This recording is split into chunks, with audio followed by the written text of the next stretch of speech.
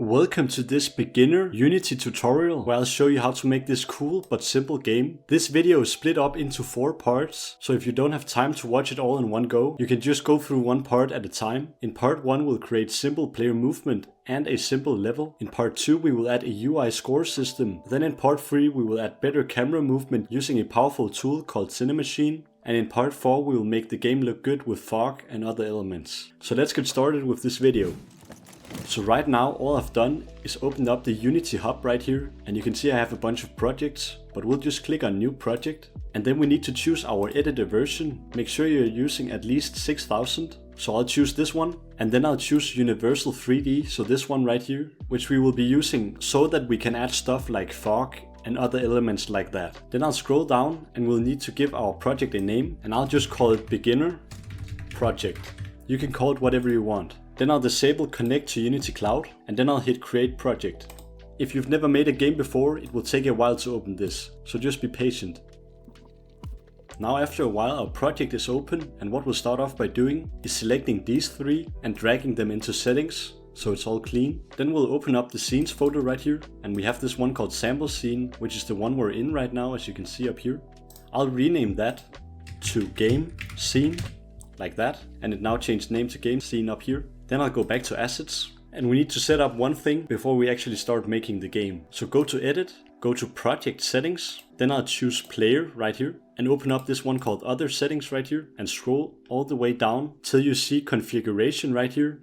And the last one right here called Active Input Handling needs to be set to either both or to Input Manager, so the old system. We will not be using the input system package, which is way too complicated for beginners. So just choose this one called both. This might restart your project. And now we can close down the project manager. And now we'll go over to the hierarchy over here where we'll right click, go to 3D object and choose a cube. So if I just zoom in on this cube, this will be our ground. So I'll actually call this ground. And then I'll scale it. So the X scale will be set to 1000. So it's like very far, stretches out almost infinitely. And the Z axis will be 10. So now we have this big area where the player can keep moving forward. But now we actually need to also create the player, so I'll right click again over here, go to 3D object and choose a cube again, because our player is just going to be a cube. Let's call it player. And I don't like that the player is the same color as the ground, so let's change that. So down here in our assets, I'm going to right click and create a new folder called materials and open that up. In here we're going to have all our materials, and this is how we're going to change the surfaces of our 3D objects. So I'll right click, go to create and do a material. I'll call this player material, and then we can now drag this onto the player right here, and let's say we want the player to look very metallic. So I'll drag this metallic one all the way up, and then I'll set the smoothness to 0.75, and as you can see down here it looks very metallic now. And let's say we also want to make the player red, so I'll click on the base map here and set it to a red. So now we have this player which is red, perfect. And now we want the player to move in the X plus direction, which is this way, because you can see the X direction is going up when I move it this way. But let's just set it back to 0 for now. And let's actually drag the main camera onto the player like so. So now the main camera is a child object of the player. And then I'll set the position to 0, 0 first. And then I'll set the Y rotation right here to 90. So it looks in this direction. And then I'll set the X rotation to 10. So it looks a bit down. So if we go into the game view right now, it looks like this. But we want to be able to see the player from a third person's perspective. So I'll drag this backwards like this. And now we can see the player. Maybe let's set the rotation to 20 and then drag the camera a bit up like that. So now we can really see the player right here. And maybe I'll move it a bit closer again and a bit more up. Something like this. You can copy this position if you want. Then I'll click on the player again and I'll click on add component, where I'll add a rigid body. This is a physics component so that the player actually falls and has gravity and all that stuff. So if we start the game now, the player falls to the ground, but the player is not moving forward. So let's fix that. So let's stop the game, and I'll go back to assets here, and I'll right click and create a new folder, which we're going to call scripts. So we're now going to create our own script. So open this up and right click, go to create and do a mono behavior script, which I'm going to call player movement. Now open that up. So what we'll do is go to the top right here and add a private rigid body. So the physics component which we just added to the player, and call it RB. which is what we usually call it. And then in our start function, we'll do RB equals getComponent rigid body. And when you do getComponent, you just get a reference to the component on that object. And then I'll go to the update function right here, where I'll do rigid body dot linear velocity equals new vector 3. And then we want the velocity to be plus x. So the first part of the vector 3 is the x direction. So we need to add a value in here. But first, we're gonna go to the top and add a public float called speed. And I can now input this right here. And then I'll do comma 0, comma 0, because the y direction and the z direction will be 0. But this will actually give us some problems if we just input 0, 0, because let's say we're falling down, it will actually just reset it to 0 so that we're not moving. So I need to do rigid body.linear velocity in here as well, .y, and over here I'll do .c, like that. So now save this and go back into Unity, where I'll click on our player and I'll click add component, where I'll search on player movement, so this one, and add that one. And if we start the game now, well, the player is still not moving, but let's try to up this speed value. And oops, the player is actually rotating, so we don't want that. So just stop the game and go to the rigid body right here and click on constraints, and we'll just freeze all rotations of all the axes. And let's start the game again, and let's try to up this value. And now we're actually moving. You might not be able to see it because we don't have any obstacles, but over here you can easily see it. The X position is going up. So let's now add some obstacles. So stop the game and let's just set the speed value to 5 for now. Then I'll go to the scene view and let's right click over here and go to 3D object and choose a cube, which I'm gonna call obstacle.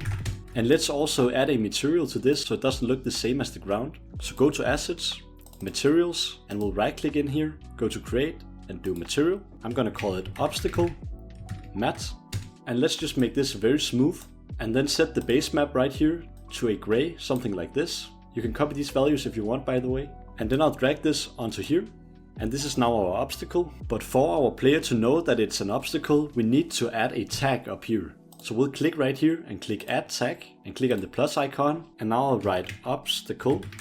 Then I'll go back to the obstacle object and click there and set it to obstacle. So perfect. And let me go back to materials right here and set this to a darker color so we can more easily see it, like that. Then I'll go back to assets and I want to make this into a prefab because we're going to be using this obstacle many times. So I'll right click down here and create a new folder called prefabs.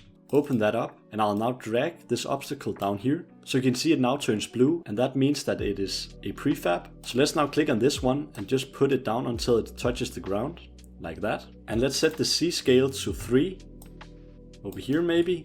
And what we want to do is each time we pass one of these obstacles, we want to add some score. So we want to know when we actually pass these. So the way we'll do this is that we'll add another box collider, which we will set to isTrigger, and then set the Z size to something like 100 and the Y one to maybe also 100. So now we have this huge area where the player will pass through, and because we've set it to isTrigger, it will trigger that we've gone through this zone, but we won't collide with it and stop or anything. So perfect. I'm now going to click on overrides up here and click apply all, which applies all the changes to our prefab down here. And what we can basically now do is just right here add another one like that, and let's add another one like maybe in the middle, something like this.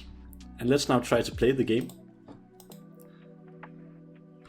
And of course right now we can't move, so that's not good. So we're just gonna hit this one and stop. So let's stop the game again and go to assets, go to scripts and open up the player movement script again. So go in here into the update function where we will add an int movement input, which will be equal to input.get axis, and then we'll input horizontal, spelled exactly this way. And this is actually a float, so I will do float instead, like that. So this will give us some values. So when I press A, this will be equal to -1. And when I don't press anything, it will be 0. And when I press D, it will be 1. So what I'll do is actually move this above this other line, like that. So if we just quickly look inside of Unity and click on our player and try to move it this way and this way, you can see that this direction is -C and this direction is +C. So this is what we want to target, the C velocity. But right now our A key will move us in the minus direction, so it will actually be opposite. So we need to take that into account. So go back into your script, and what we'll do is add, instead of this, we'll do movement input, but we will actually do minus movement input, so it's reversed, or else our A key will move us in the opposite direction of what we want. So let's now try to go back into Unity and click play, and now use A and D, and as you can see we move very slowly, so we need to multiply our values. So go back in here and we'll actually add a public float called movement speed. I don't have a better name than that, but this will just multiply with this value, like that. And now because we've made it public, inside of Unity we can actually change this. So if we had it at 1, that would be the same as before, so we can now maybe do something like 5. And let's try to hit play. And yep, now we can move from side to side and stop the game, and let's set the speed to 10 instead. That will probably be better. Now I'll just add some more obstacles down here, so I'll just speed this up.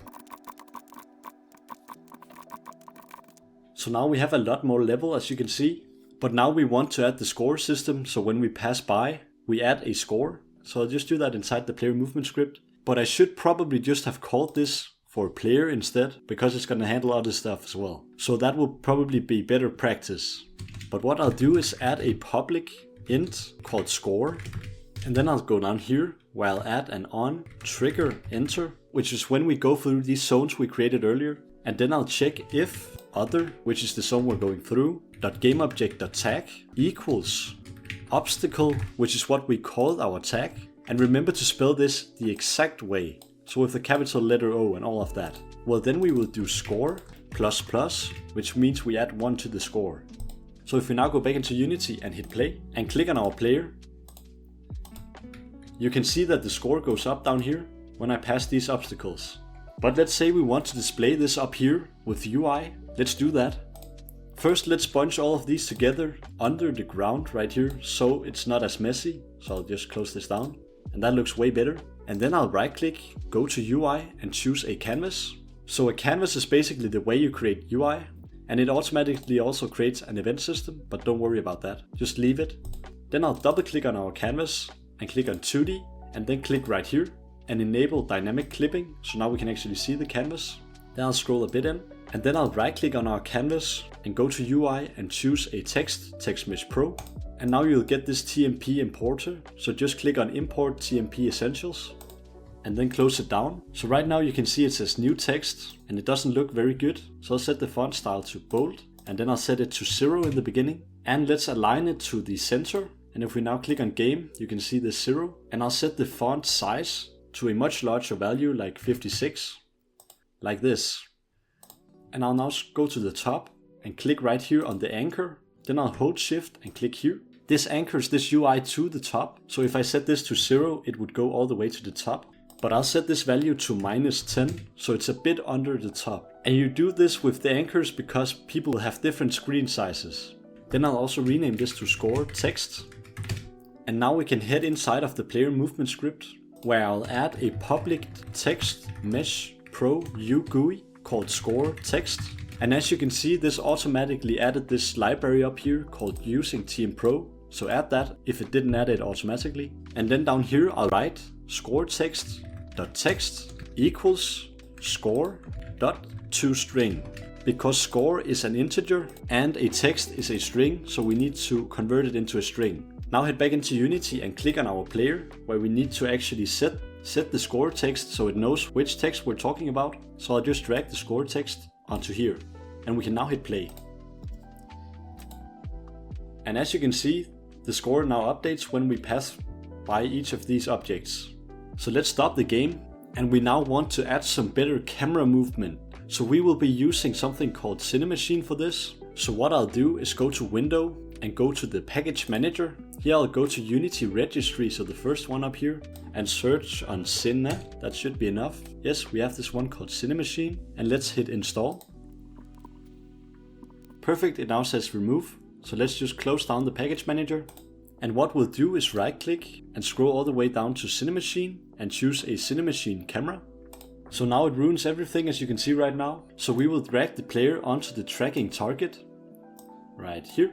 Now what I'll do is set the position control to third person follow. And right now it doesn't look very good. So let's set the camera distance to 7 and set the camera side to 0.5 so it's in the middle. And what we'll now do is go to the player and set the Y rotation to 90, so now it looks right. And click on the Cinemachine camera again, and let's set the shoulder offset to a 1, and let's start the game. And now it follows more smoothly, which is quite cool. Let's stop the game again, and let's now make the game look good. So what I'll first start off by doing is going to Window, go to Rendering and choose Lighting. I'll attach this over here next to the inspector, and then I'll go to Environment and turn on Fog.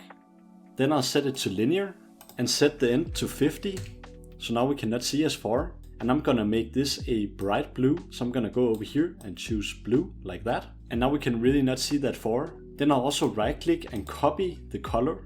Then right here for the environment lighting, I'll choose color as well. And right click and paste this blue value in. And maybe it's a bit too bright, so I'll just go a bit down. Then for our skybox right here, it looks pretty ugly, so go to the main camera, go to inspector and scroll down until you see background type and choose solid color. And here again, I'll paste the color in. So now we can really not see far back. And I'll make this a bit lighter like this, so we can now kind of see what's out here, but not really. And it looks pretty cool now, so we can now try to press play. Yeah, and play our game. And right now you don't really die, so let's just fix that.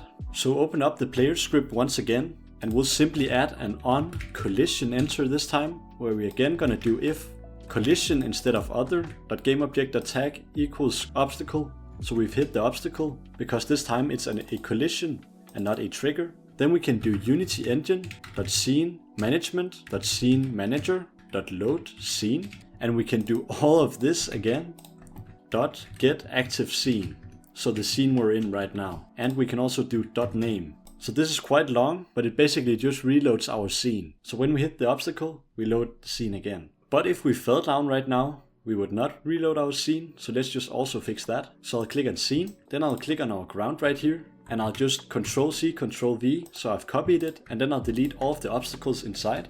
So now we just have a ground, and I'm just gonna call this fall, and I'll drag this a bit under, and I'll make it much larger on the Z axis. So maybe something like 1000. So now it's very large. And then I'll make it invisible by removing this and also this. So now it just has a box collider, and I'm gonna add the obstacle tag to this as well. So when we hit this, the game will also reset. So let's now see if it all works. So hit play, and let's try to hit an obstacle. And yep, the game resets, and if we fall off, yep, it also resets. Perfect. So this is how easy it is to make a game. I hope you understood the concepts. And also if you want to see a sequel to this video where I add audio and other stuff like main menus and all of that, well then like this video and write a comment so I know you like this type of content. And also since you've stayed this far, I know you will love my school community where there's much more content of how to go from zero all the way to a Unity publisher who has published many games. So there's a link for that in the description, so go check out that community. But yeah, have an amazing day.